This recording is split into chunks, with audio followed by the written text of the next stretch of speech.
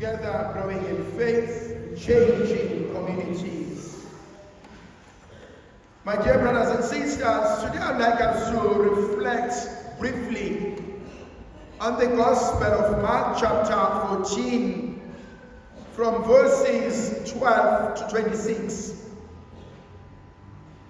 Verses 12 says, on the first day of unleavened bread, when they sacrificed of the Passover lamb, his disciples said to Jesus, where will you have us go and prepare for you to eat the Passover? There are a few things I would like us to look into. The first one, on the day of unleavened bread. The unleavened bread does not have the yeast. Ekukuma lisa uflawa, it does not have it. So this was the first day of this bread that becomes the natural bread that does not need any leaven, any yeast to help it to grow. And I possibly want to look at that concept. Who is the yeast in your life?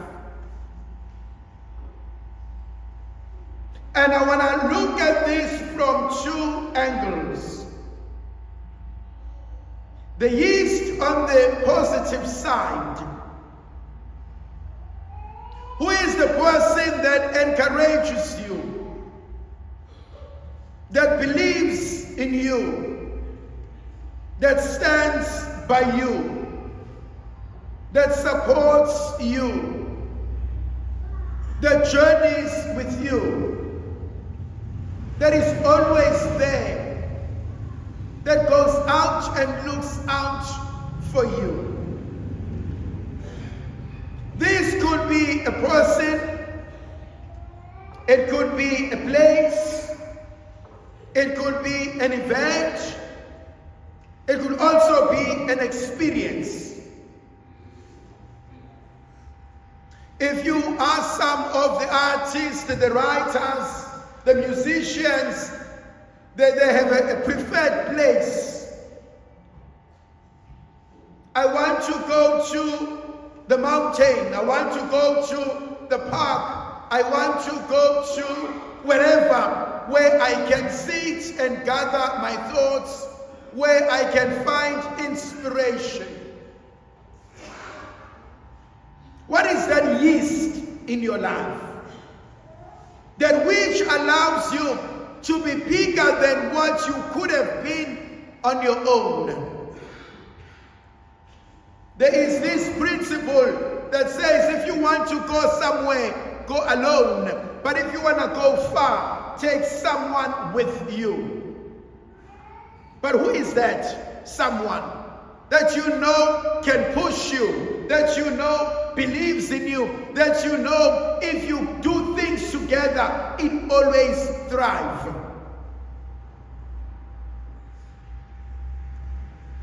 Then there is also the negative side. You could be doing something so great, when so and so comes into your life, you lose it. When so and so comes into your life, they drain life out of you. When so and so comes into your life, you know that something bad is bound to happen. The yin and the yang, the good and the not so good. But we know these people, we know these places, we know these events, we know these experiences. That's the first line for me. The second line for me is the question that they asked Jesus. They say to him, where do you want us to go to prepare? But I want to look at the first part. Where do you want us to go? personal. Where does the Lord want you to go in your life? Am I stagnant? Am I stuck? Am I growing? Am I going somewhere? Am I becoming somebody? Am I evolving? Where are you at?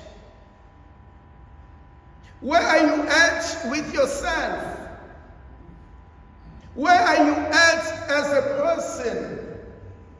Where are you at with your dreams? Where are you at? I often ask this, what is your 5-year plan? Today is the 2nd of June. 6 months down the line, gone. Do I have anything to show for it? Have I done anything that I can look back and say, out of the things I wanted to do, at least I've been able to achieve X, Y, and Z? So where am I going? What is happening in my life? How am I growing as a person? How are we growing as a community? How are we growing as a family? How are we growing as a couple? Khona labantu abahlezi behlanyiswa i-idea ngifuna ukushada, then usushadile ufuna ukumbuka emehlweni akubuka emehlweni, and then so how are you growing as a couple? How are you becoming better than what you were before? You've been where you've been praying for, and then what? What is the next step in your life?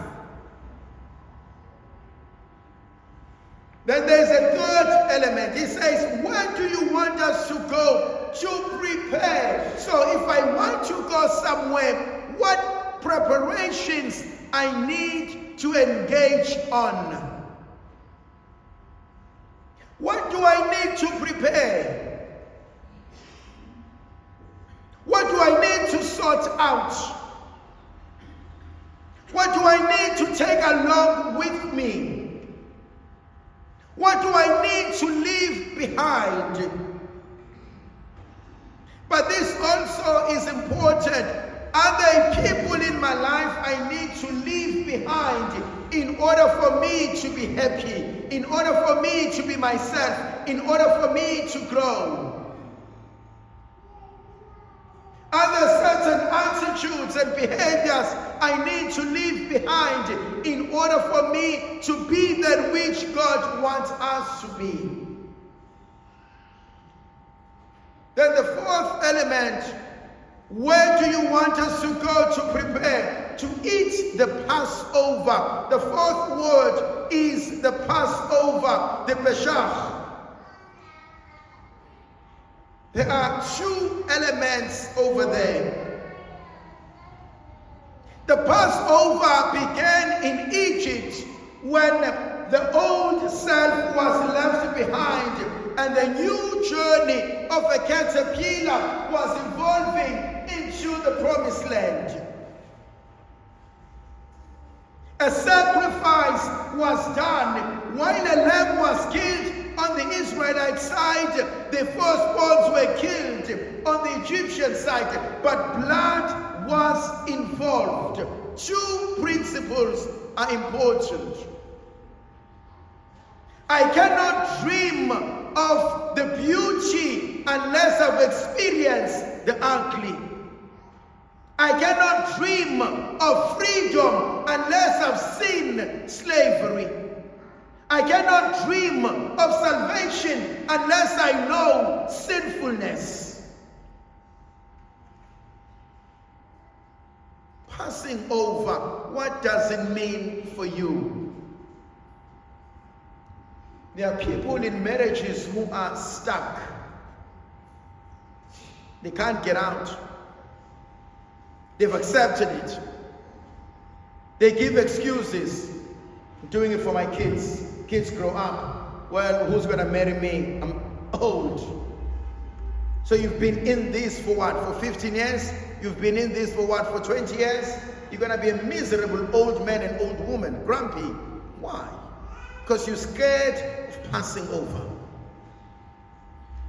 You are at the job that you hate. Every day getting up in the morning, you hate going there. But you keep going there. Why? Because you say you need money. Uhleka nomuntu noma ungasafuni because unengile. Part of the Passover demands sacrifice. When do you choose you? When do you become numero uno, number one? When do you matter?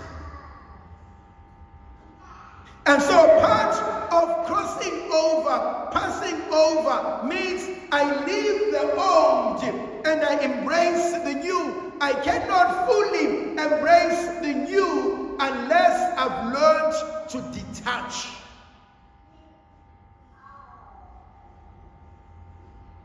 One of the most interesting stories I was told about the circus and the elephants. And I asked them, why doesn't the elephant run away? It's so huge.